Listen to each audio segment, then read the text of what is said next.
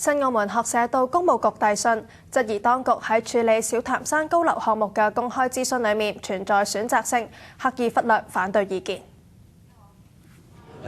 我哋透過不同嘅渠道啊，係有 email 啊，係有直接係來函啊，亦都係有信件。我哋就收咗係880個建議書嘅。工務局局長賈利安日前表示，局方一共收到880份有關小潭山興建高樓項目嘅公眾意見。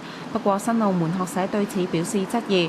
學社指喺上個月向工務局提交咗1732份市民意見，並且已經得到局方點數確認。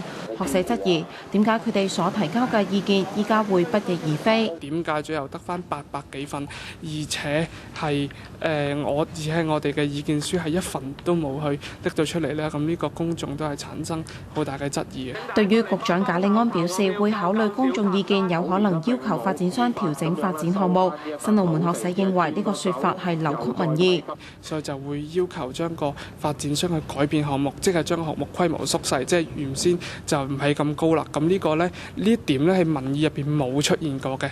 當然啦，民意入邊有支持有反對，但係反對呢係完全係將呢個項目要叫停。